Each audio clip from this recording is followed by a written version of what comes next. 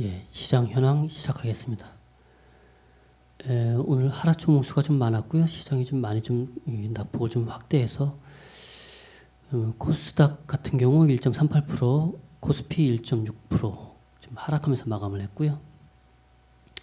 외국인 같은 경우 현물, 선물 모두 좀 매도, 프로그램 같은 경우도 비차익은 조금 매수 들어왔지만 얼마 안 되는 금액이고요. 순매도 차익 부분에서 좀 순매도가 좀 많았고요. 하여간 제가 포인트에서 790 매물대 좀 조심하자 했는데 보통은 이게 제가 장중에도 한번 좀 방송을 해서 말씀을 좀 드렸지만은 특히나 추세가 변하는 부분들이 있는데 그 부분을 이렇게 미리 좀 대응을 안 하면 나중에 나중에 좀 전저점을 깨거나 아니면 그때 좀 대응하자 이런 식이 돼버리면 남들이 다 대응하는 구간에서 하게 되면 대응이 안 되거나 이게 급락이 갑자기 더 생각보다 갑자기 빠르게 진행이 되면 이게 실제로는 손절 타이밍을 그렇죠. 손실을 좀 최소화하는 구간에서 손절 타이밍을 놓치게 되면 이게 지금 어느 순간 단기 투자에서 지금 장기, 중장기가 되다 보니까 이게 좀 고통스러워져요. 이게 매매가 힘들어지고. 그래서 보통은 이제 포인트 변하는 구간을 잘 좀 체크를 해보시고 하실 때 현금 비중을 좀 시장 흐름에 따라서 조금씩 잘 좀 조절해 가시면서 좀 매매를 하시는 게 어떨까 하는 생각이 좀 들고요. 오후장에 12시 30분에 이제 중국 증시 하락 코멘트에 대한 얘기가 있었고요. 이게 좀 제일 큰 부분은 이제 미국 상무부 산업안보국에서 44개 중국 기관을 수출 통제 리스트에 추가했다는 부분이죠. 그게 지금 미국 현지 시간 8월 1일부터 정식 발효가 되는 부분이고요. 그래서 미국 기업이 해당 중국 기관에 수출하기 위해서는 허가증을 보유해야 되고 보유 허가증 재심사 이 두 단계를 통과해야 되는데요. 그래서 이 부분이 좀 중국 쪽에는 좀 크게 좀 리스크로 다가왔던 부분인 것 같고요.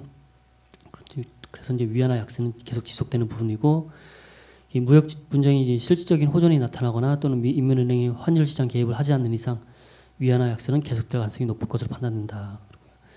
경기 둔화 부분도 이제 계속 언급이 되는 부분이고요. 근데 저 경기 둔화 부분이 실제로는 결국에 이제 우리 국내 중국 소비주에도 이제 영향을 좀 미치고 있는 부분이죠. 증시 마감 코멘트가 좀 있었고요. 지금 상위 주주 같은 경우도 한 3% 이상 좀 하락을 하다가 마감은 한 2%대 마감을 했고요. 그 부분이 이제 경기 관련주 주도주로 낙폭을 다소 회복하며 이제 마감을 했다는 얘기고요. 보면 해나 시멘트라고 중국 대표 시멘트 업체래요. 금일 급락장에도 불구하고 동사의 주가는 1.6% 상승 마감했다는 얘기고요. 그리고 특징주를 잠깐 볼까요?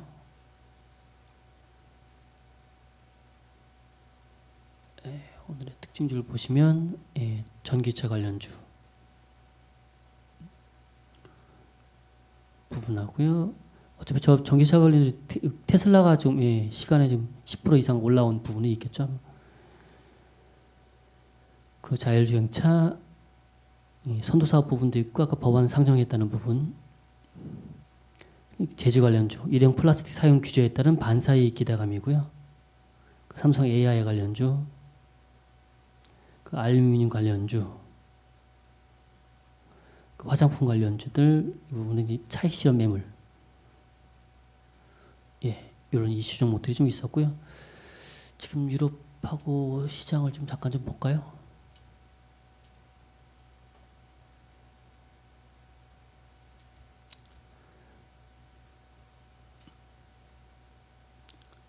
유럽 시장은 이탈리아가 1.86%나 빠지고 있네요. 독일 1.64%, 영국 1.1% 좀 하락 중이고요. 미국 지수물로 보면 0.64, 0.70% 나스닥, S&P 500 0.48%인데 빅스 지수물이 4.22% 좀 상승을 하고 있네요. 환율 같은 경우가 지금 그때 1120원 아래로 내려왔었는데 1129원 거의 1130원 육박하는 데까지 지금 상승을 했고요.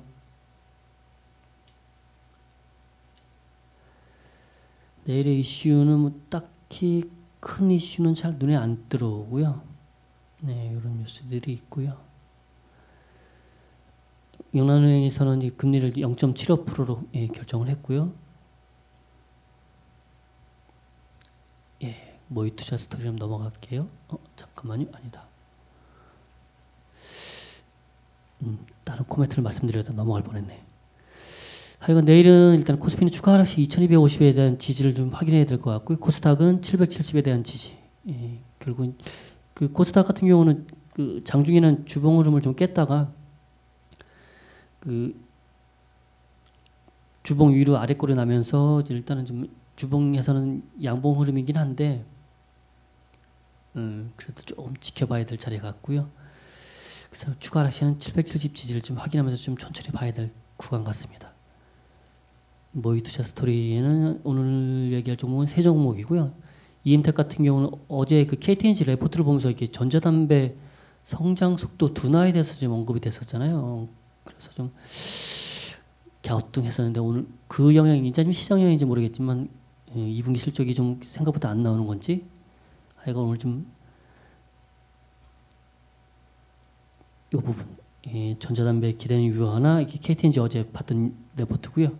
전자담배 성장 속도 둔화로 인해 어쩌고저쩌고 저런 코멘트가 있더라고요. 계속 좋은 얘기들이 나왔었는데 저에게는 조금 생소했어요. 하여간 그 이엔텍 같은 경우 1,600원인가 16,700원인가 16,900원인가 헷갈리네. 하여간 17,000원 살짝 아래 구간에서 이하 구간에서 그 대표이사가 좀 그 자사주 매수를 했고요. 그래서 2차 매수 부분을 거기로 잡아볼까 하다가 일단은 2분기 실적을 좀 보고 2분기 실적이 안 좋으면 모르겠어요. 그러면 이게 지금 편의점이나 이게 판매처가 6월 달에 많이 늘어났던 부분이라서 그러면 2분기에 반영이 좀 덜 될 수도 있으니까 그러면 온기로 들어가면 3분기에는 그런 부분들이 좀 많이 반영되지 않을까 싶어서요. 일단은 2분기에 실적이 좀 생각보다 덜 나온다면 3분기를 바라보고 2차 매수 부분을 좀 고려해 볼 생각입니다. 그리고 아까 봤던 이녹스 첨단 소재는 이녹스 첨단 소재 방막봉지 그 LG 디스플레이가 폴더블 패널 만든다는 저 기사에 좀 반응을 한 것 같고요. 이게 수젠텍이 반응을 하지는 않던데 이게 관련 K맥과 관련된 뉴스로 이제 수젠텍이 중국 다한진과 현장 진단 키트 공급 계약을 체결했대요. 근데 이게 지금 보면 다한진이라는 기업이 어떤 기업들아? 여기 있었는데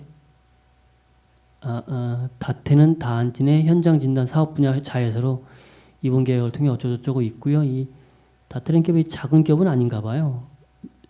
다태가 속한 다한진 그룹은 연매출 5천억, 시가총액 2조 2천억 원 규모의 기업이라네요.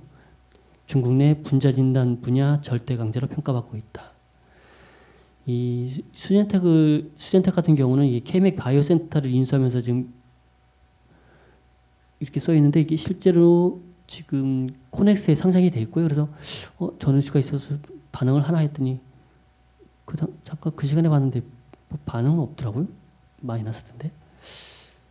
하여간 저거는 K맥이 수젠텍에 40억 지분이 있어요. 그게 뭐냐면 27년 6월 20일 날 이렇게 최초 취득 금액이 40억인 거고요. 장부가의 기초에는 올해 기초는 50억인데 지금 장부가에게는 조금 더 올라갔네요. 지분율로 따지면 6.09%밖에 안 돼서 큰 부분은 아닌데 일단 관련 뉴스가 있다 보니까 요걸 좀 내용을 좀 말씀을 좀 드렸고요. 자, 지금 보면 뭐 스토리대로 괜찮게 흘러갔던 것들은 세 개 YIK, ICD 일단은 K맥이 좀 그렇다고 말씀을 드렸고 K맥은 뭐 지금 매수가를 따져보면 마이너스고 주가도 아직 뭐 딱히 크게 자리를 잡는다고 말씀을 드릴 수는 없지만 전 딱 나쁜 흐름은 아니라고 생각이 들어요. 지금 장세 흔들리는 상황에서 이 정도 흐름이면 이게 좀 괜찮아 보이고요. 특히 YIK도 괜찮은 흐름이고요. 장세에 비해서 ICD가 참 견조해요. 잘 흔들리지도 않고 이런 부분 보이고요. 내일은 어차피 지금 뭐 미국 지수선물도 좀 흐르고 유럽도 좀 마이너스여서 그리고 게다가 상해 지수가 그나마 뭐 아래꼬리 나면서 3%대에서 2%대로 좀 하락을 하면서 마감하긴 했는데 내일 또 좀 흐름을 좀 체크하면서 봐야 될 것 같고요. 다들 무더위에 건강 관리 잘 하시고요. 예, 내일 뵙도록 하겠습니다.